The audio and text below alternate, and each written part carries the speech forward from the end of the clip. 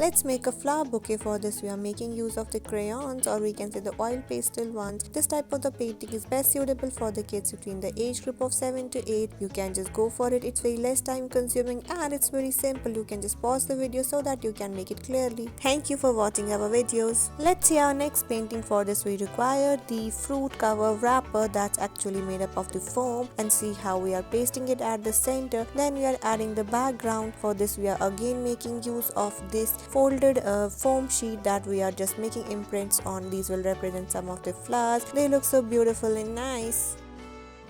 Now we are going to make some of the flowers with the help of the marker, like we have made the stalk of the flowers. After that we have to make the petals of this flower. For this we are making use of the clay, and leaves are again created with the help of the clay. This painting is very easy and it's very beautiful and it's very less time consuming.